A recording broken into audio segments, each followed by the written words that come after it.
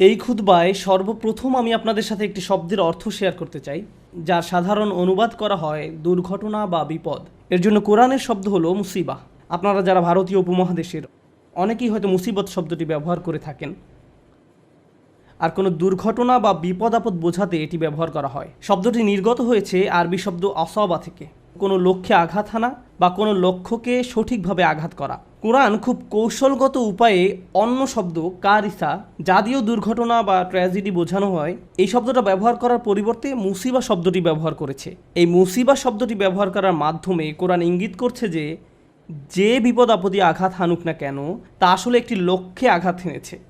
তাই যে বিপদই ঘটুক না কেন, তা আসলে অপ্রত্যাশিত কোনো ঘটনা নয়। এই ঘটনাটি আমার সাথে কেন ঘটলো, এমন প্রশ্ন করা অর্থহীন, কারণ এই ঘটনাটি আপনার সাথেই ঘটার কথা ছিল।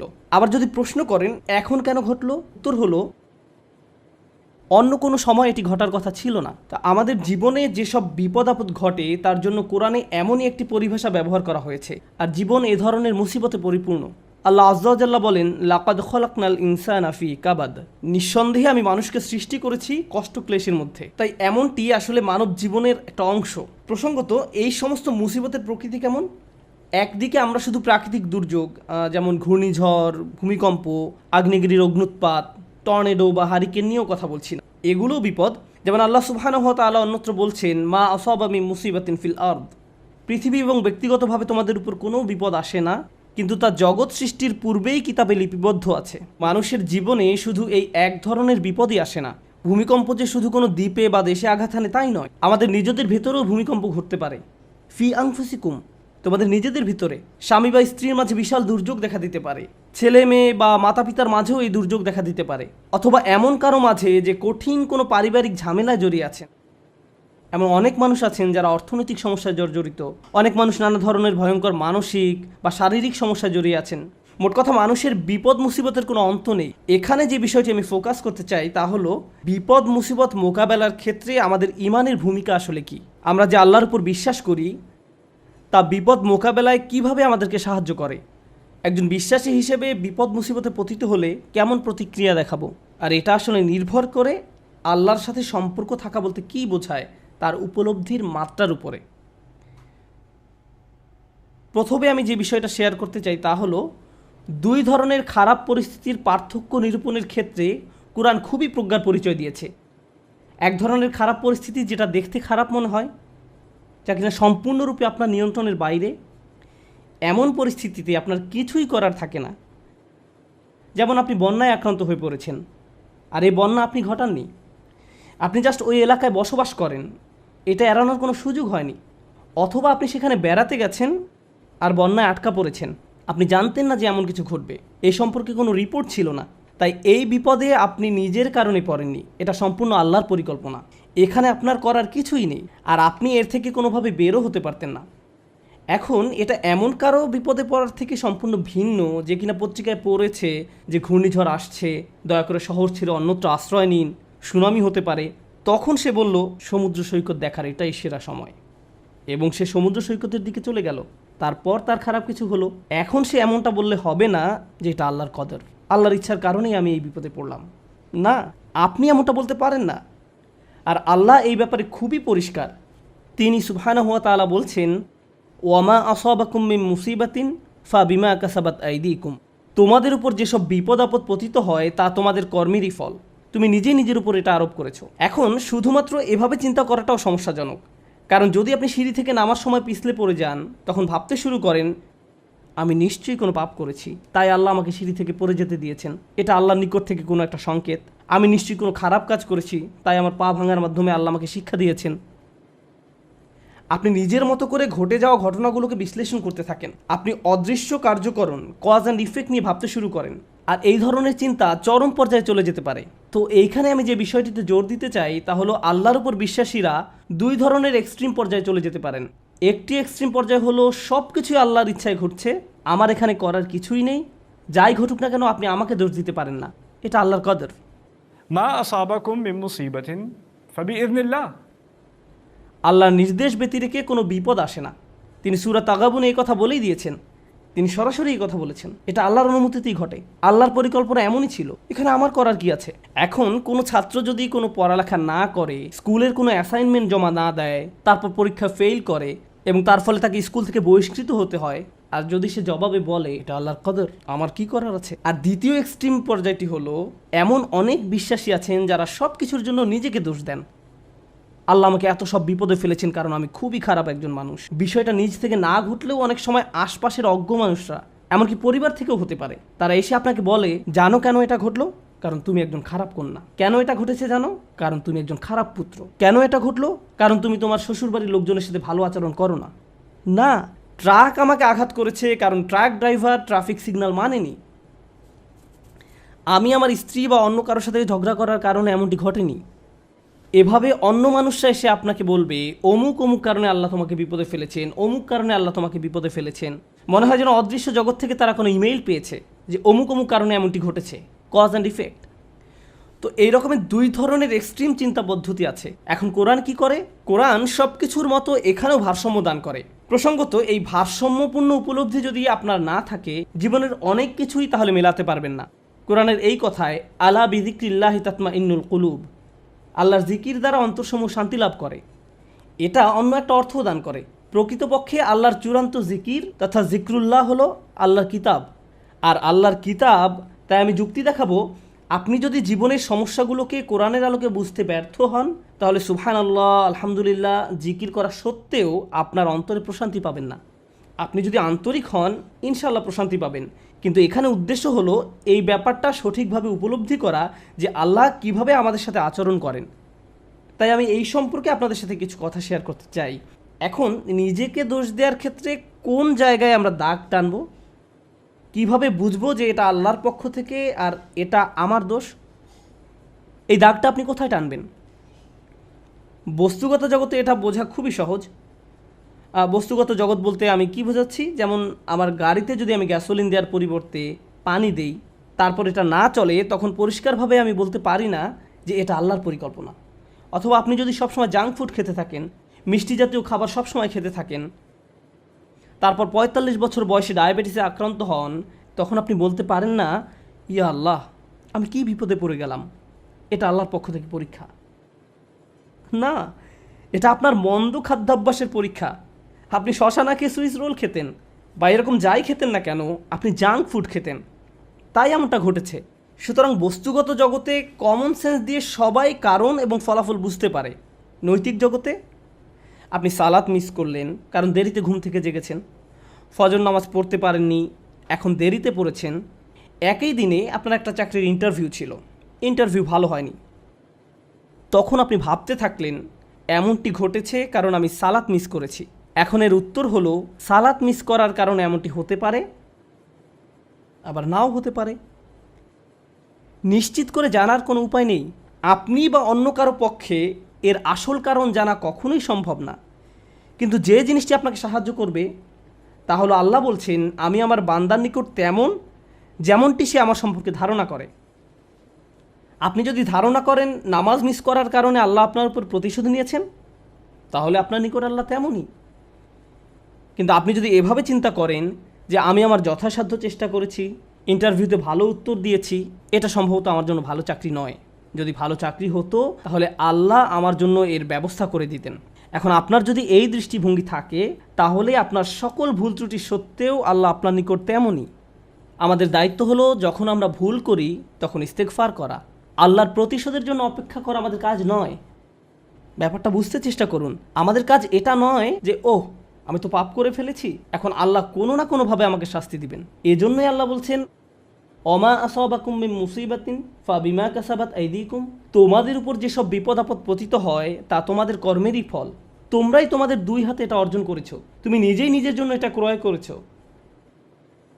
এমনকি আধ্যাত্মিক জগতেও আমাদের কর্মের কারণে আমাদের উপর বিভিন্ন বিপদ আপদ পতিত হতে পারে। যেমন আপনি যদি ক্রমাগত মাতা পিতার সাথে খারাপ আচরণ করতে থাকেন এবং আপনার উপর কোনো মুসিবত আরোপিত হয়, এতে সম্ভবত কোনো কানেকশন রয়েছে। এই সমস্ত ক্ষেত্রে আল্লাহ কি করেন? ওয়ায়াফু আন কাসীর, এবং তিনি তোমাদের গুনাহ ক্ষমা করে দেন। বস্তুগত জগতে আপনি যদি 2 তলার ছাদ থেকে লাফ দেন, ফলাফল ভোগ করতে হবে। আল্লাহ বলবেন না যে এইবার আমি তোমার পা ভাঙবো না। না না, যা ঘটার তা ঘটবে। আগুনে যদি হাত রাখেন তা পোড়া যাবেই। আল্লাহ বলবেন না যে তুমি তো আজকে ফজর নামাজ পড়েছো, তোমার হাত পুড়বে না, এমনটা ঘটবে না। কিন্তু যখন আধ্যাত্মিক জগতের কথা আসে তিনি বলছেন ওয়াইফু আন কাসির, তিনি সাথে সাথেই প্রতিশোধ নেন না। আল্লাহ এভাবেই আমাদের সাথে আচরণ করেন, ওয়াইফু আন কাসির। এই ব্যাপারটা আমাদের মনের মাঝে গেঁথে নিতে হবে। যে কারণে আমি আজ এই আলোচনার সূত্রপাত করলাম তা হলো, আমাদের উম্মায় প্রতিদিন যে আধ্যাত্মিক অপরাধটি সংঘটিত হয় তা হয় একজন স্নেহের মানুষের হাতে অন্য একজন স্নেহের মানুষের, পিতামাতা, স্বামী স্ত্রী। কখনো কখনো আমরা আমাদের স্নেহের মানুষদের সবচেয়ে জঘন্য কথাটা বলে বসি। মাঝে মাঝে আমরা সেসব কথা বলি আল্লাহর নামে। তুমি যা করছো তার জন্য আল্লাহ তোমাকে শাস্তি দেবেন, একদিন তোমাকে বিচারের কাঠগড়ায় দাঁড়াতে হবে। তুমি যা করছো তা আল্লাহ কোনো দিন ক্ষমা করবেন না।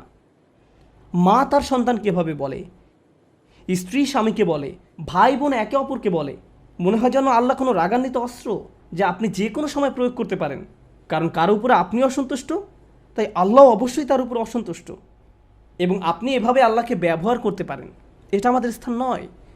অনেক মানুষের ক্ষেত্রে তারা এই ধরনের কথা এত বেশিবার শুনেছে যে তারা আল্লাহর নিকট থেকে অনেক দূরে সরে গিয়েছে। তারা তাদের প্রিয় মানুষগুলোর কাছ থেকে এমন কথা শুনেছে। একটা শিশু তার মা বাবার কাছ থেকে এমন কথা সব সময় শুনে এসেছে, নামাজ না পড়লে আল্লাহ তোমাকে শাস্তি দেবেন, নামাজ না পড়লে আল্লাহ তোমাকে শাস্তি দেবেন, এই বিস্কুট খাওয়ার কারণে আল্লাহ খুবই রাগান্বিত, সব সময় আল্লাহ রাগ করবেন, আল্লাহ রাগ করবেন, আল্লাহ রাগ করবেন। এই ছেলেটি যখন 16-17 বছর বয়সে পৌঁছায়, সে আল্লাহর সাথে তখন আর কোনো সম্পর্ক রাখে না। যখন সে শুনে আল্লাহ দয়ালু, ক্ষমাশীল, তার তখন এই কথা বিশ্বাস করতে কষ্ট হয়। কারণ আল্লাহ সুবহানাহু ওয়া তাআলা সম্পর্কে এমন ধারণা নিয়ে সে বড় হয়নি। তার কাছে মনে হয় প্রতিবার সে আল্লাহর কারণেই সমস্যায় পতিত হয়েছে। তারপর এই পিতামাতাই বলেন, আমরা তো এই ছেলেকে ছোটোবেলা থেকেই ইসলাম শিখাচ্ছি, আমি জানি না কেন সে ইসলাম থেকে দূরে সরে যাচ্ছে। কিন্তু কোন আল্লাহ সম্পর্কে আপনি তাকে শিক্ষা দিয়েছেন? একজন রাগান্বিত আল্লাহ, এমন আল্লাহ যিনি শুধু শাস্তিই দিতে চান।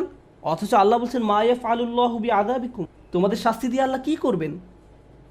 আল্লাহ নিজেই এই কথা বলছেন, তোমাদের পিছনে লেগে আল্লাহ কি করবেন?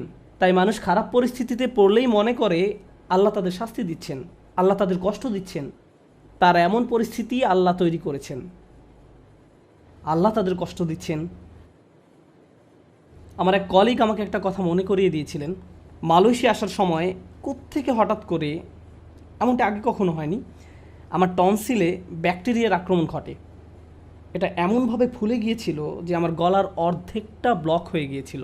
আমার কাছে মনে হয়েছিল একটি নাকের ছিদ্র বন্ধ হয়ে আমি যেন ডুবে যাচ্ছি। আমি তখন আবুধাবি থেকে এখানে আসার মাঝপথে বিমানে ছিলাম। বিমান থেকে নেমে দ্রুত একটা ক্লিনিকে গেলাম। তারা বলল তোমাকে অমুক অমুক ভারী চিকিৎসা নিতে হবে।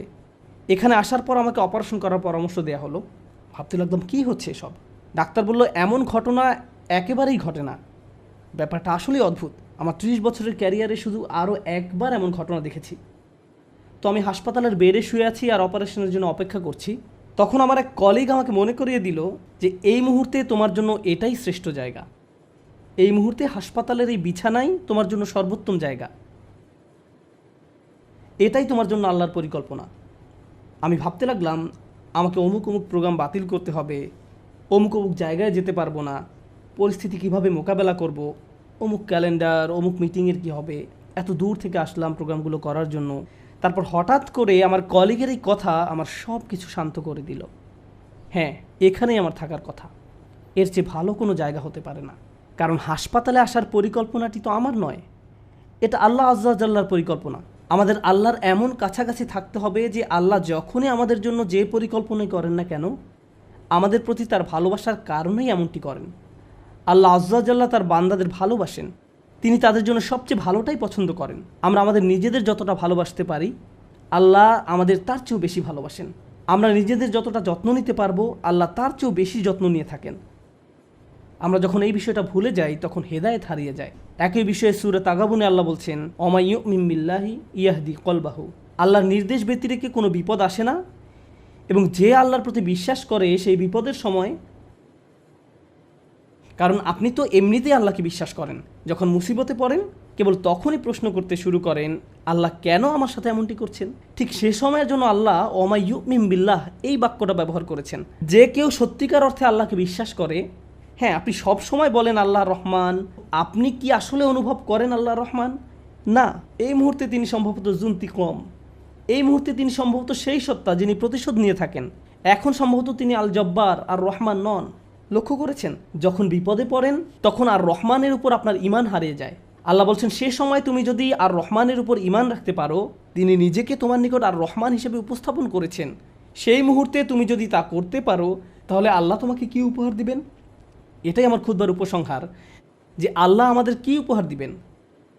আমি স্বাস্থ্য চাই, অসুস্থতা থেকে সুস্থ হতে চাই, আমি চাকরি চাই, আমি টাকা চাই, আমি উত্তম পারিবারিক অবস্থা চাই, আমি বর্তমান অবস্থা এড়াতে চাই, আমি চাই অন্য মানুষ যেন আমাকে কোনো কষ্ট না দেয়, আমি চাই মানুষ যেন আমাকে নিয়ে কথা না বলে। যেটাই হোক না কেন, কিছু একটা আপনাকে খুব বিরক্ত করছে। আপনি ভাবছেন, ইস যদি এই সমস্যাটা পার করতে পারতাম, জীবন মনে হয় প্রশান্তিতে পরিপূর্ণ হয়ে যেত। আমাদের সবারই জীবনে কোনো না কোনো সমস্যা রয়েছে যা আমাদের শান্তিতে ঘুমাতে দেয় না। আর আমরা ভাবতে থাকি, ওহ ভাই, যদি এই সমস্যাটা চলে যেত অনেক ভালো থাকতাম। কিন্তু জানেন কি হয়? যদি এই সমস্যাটা চলে যায়, পরবর্তীতে আরেকটা এসে হাজির হয়। আর যখন নতুন সমস্যা এসে দেখা দেয়, আপনি ভাবেন পূর্বের সমস্যাটা আরও সহজ ছিল। এটা তো অনেক বড় সমস্যা। আপনি যদি আল্লাহর উপর ভরসা রাখতে পারেন, আল্লাহ আপনাকে কি দিবেন? তিনি আপনার সমস্যা শেষ করে দেন না। এই পৃথিবীর জীবনে আপনি কখনো সমস্যা ছাড়া থাকতে পারবেন না। যদি সমস্যা চলে যেত, তাহলে ইয়াকুব আলাইহিস সালামের জন্য আমাদের তুলনায় অনেক আগেই সেটা দূর হয়ে যেত। যদি ঈমান থাকার মানে হয় আপনার কোনো সমস্যা থাকবে না, তাহলে মরিয়ম আলাইহিস সালামের কোনো সমস্যা থাকা উচিত ছিল না। রাসূল সাল্লাল্লাহু আলাইহি সাল্লামেরও কোনো সমস্যা থাকার কথা ছিল না। আল্লাহর কাছাকাছি মানুষদের জীবনী পড়লে আপনি দেখবেন তাদের জীবন ছিল সমস্যায় পরিপূর্ণ, বড় বড় সমস্যা। আর আপনি শুধু এই সমস্যাগুলোর কথাই পড়ছেন। আপনি পড়ছেন তারা কিভাবে একটা সমস্যা থেকে আরেকটা সমস্যা জীবন অতিবাহিত করে গেছেন। আল্লাহর একজন মহান রসুল ছিলেন ইউসুফ আলাইহিস সালাম। তার জীবনের দিকে তাকালে দেখবেন ছোটবেলা থেকেই তিনি সমস্যায় আক্রান্ত ছিলেন। তাহলে আমি এই প্রশ্নটি বারবার করছি, আল্লাহ তাহলে আপনাকে কি দিচ্ছেন? আপনার জীবনের অতি ভয়াবহ সমস্যার সময় যখন আল্লাহর উপর পূর্ণ বিশ্বাস রাখেন, এর বিনিময়ে আল্লাহর কাছ থেকে কি পাবেন? যখন মানুষ আপনাকে বলতে থাকে আল্লাহ তোমাকে অপছন্দ করেন, তাই তোমার জীবনে এসব ঘটছে, বিপরীতে আপনিও ভাবতে শুরু করে দেন আল্লাহ মনে হয় আমাকে শাস্তি দিচ্ছেন, তাই আমার জীবনে এসব বিপদ আপদ ঘটছে। সেই মুহূর্তে যদি আপনি আল্লাহ সম্পর্কে সুধারণা পোষণ করতে পারেন, আল্লাহর প্রতি ভালোবাসা, নির্ভরতা এবং বন্ধন বজায় রাখতে পারেন, যে না আল্লাহ আপনাকে কখনো ছেড়ে যাবেন না, এর বিনিময়ে তিনি আপনাকে কি দেবেন? তিনি সে লোকের হৃদয়কে পথ দেখান। আমি আপনাদের গ্যারান্টি দিচ্ছি, যদি আপনার সমস্যা চলে যায়, যদি সে সমস্যাটা অর্থ সংক্রান্ত হয়ে থাকে, এরপর অর্থ আসতে থাকে, যদি এটা পারিবারিক সমস্যা হয়ে থাকে এবং সমস্যাটা দূর হয়ে যায়, এই দুনিয়ার কোনো অর্জনই সেই একটা গিফটের তুলনায় কোনো মূল্য বহন করে না। আর সে একটি গিফট হলো ইয়াহদি কলবাহু, তিনি সে লোকের হৃদয়কে পথ দেখান। আপনার অন্তরে প্রশান্তি থাকবে, জীবনে যাই ঘটুক না কেন আপনার মুখে তখনও হাসি থাকবে। তখন মানুষ আপনার দিকে তাকিয়ে বলবে, আরে তুমি হাসছো কেন? তুমি কিভাবে ঠিক আছো? দেখো না তোমার কি অবস্থা হয়েছে। আপনি তখন বলবেন, হ্যাঁ সব ঠিক আছে। যদি আপনি এই আচরণ রপ্ত করতে পারেন, এমন অনেক মানুষ রয়েছে যাদের টাকার কোনো অভাব নেই, তারপরেও তারা ঘুমাতে পারে না। আপনার কল্পনায় যেসব কিছু মানুষের জন্য সুখ নিয়ে আসার কথা, তার সবই তাদের আছে, কিন্তু তবু তাদের মানসিক শান্তি নেই। তাদের নেই সেটা। তারা নিজেদের উপর খুশি নয়, বিভিন্ন রকম ড্রাগ এবং মদ পান করে, বাস্তব দুনিয়া থেকে নিজেদের সরিয়ে রাখে। তারা বাস্তবতার মুখোমুখি হতে পারে না। অন্য মানুষরা তাদের ভিডিও দেখে বলে, ওয়াও তাদের বাচ্চাদের দোলনাটা কি সুন্দর, তাদের গাড়িটাও কি চমৎকার, আমরাও এগুলো চাই। ইয়া লাইতালানা মিসলা মা উতিয়া করুন, ইস কারুনের যা আছে আমার যদি তা থাকতো। বসের মতো জীবন। পক্ষান্তরে আপনি যদি আল্লাহর দিকে ফিরেন, তাহলে তিনি আপনাকে এমন কিছু দান করবেন যা কোনো টাকার অঙ্কে কেনা সম্ভব নয়। খ্যাতি বা জনপ্রিয়তা যা আপনাকে দিতে পারবে না। আর তা হলো ইয়াহদি কলবাহু, তিনি আপনার হৃদয়কে পথ দেখাবেন। এটাই ঈমানের সর্বশ্রেষ্ঠ পুরস্কার। এটাই হলো বিপদে পড়ার সর্বশ্রেষ্ঠ পুরস্কার। এখন আলোচনার উপসংহারে এসে বলতে চাই, মানুষ অনেক সময় বিভিন্ন সমস্যায় আটকে পড়ে। আপনি আটকে পড়েছেন, আমি আটকে পড়েছি। কখনো কখনো আমরা এখান থেকে মুক্তির কোনো উপায় দেখি না। ওই পরিস্থিতিগুলো হলো আমাদের আল্লাহর পক্ষ থেকে সর্বশ্রেষ্ঠ উপহার দেওয়ার একটা উপায়। ওই পরিস্থিতিগুলোতেই তিনি আমাদের অন্তরগুলোকে পথ প্রদর্শন করেন। আমরা যদি কেবল সেই পরিস্থিতিগুলো ব্যবহার করে আল্লাহকে পেতে পারি, আল্লাহর সাথে কথা বলতে পারি, এর জন্য আপনাকে আরবি জানতে হবে না, এর জন্য আপনাকে অনেক বেশি কোরআনও জানতে হবে না। জাস্ট আল্লাহর দিকে প্রত্যাবর্তন করুন আর বলুন, ইয়া আল্লাহ, আপনি তো সর্বশ্রেষ্ঠ পরিকল্পনাকারী। ইয়া আল্লাহ, আপনার মতো কেউ আমাকে ভালোবাসে না, কেউ আমার প্রতি আপনার মতো যত্নবান নয়। এটা কখনোই সম্ভব নয় যে আপনি আন্তরিকতার সাথে আল্লাহর নিকট হেদায়েত কামনা করবেন আর তিনি আপনাকে ফিরিয়ে দেবেন। আপনি যদি আল্লাহর কাছে একটা গাড়ি চান, তিনি হয়তো আপনাকে তা নাও দিতে পারেন। একটা বাড়ি চান, তিনি হয়তো আপনাকে তা নাও দিতে পারেন। আপনি যদি তার নিকট আপনার রোগ ভালো করে দেওয়ার জন্য দোয়া করেন, হয়তো তিনি ভালো করবেন অথবা ভালো করবেন না। কিন্তু একটি বিষয়ে নিশ্চিত তিনি আপনাকে দিবেন, যদি আপনি আন্তরিকতার সাথে প্রার্থনা করেন, আর তা হলো হেদায়েত। তার সন্তুষ্টিপ্রাপ্ত বান্দাদের দলে চলার পথ, গাইডেন্স, তিনি আপনাকে এটা দেবেন। আর যখন তিনি আপনাকে এটা দান করবেন, তখন এমনিতেই অন্য সব সমস্যার সমাধান হয়ে যাবে। আল্লাহ তাআলা আমাদেরকে সেসব মানুষদের অন্তর্ভুক্ত করুন যারা সত্যিকার অর্থে তার নিকট হেদায়েত চায়, আর আমাদের জীবনের সকল সমস্যাগুলোকে তার কাছাকাছি হওয়ার মাধ্যমে পরিণত করুন, যেন তার নিকট থেকে আমরা হেদায়েত পেতে পারি।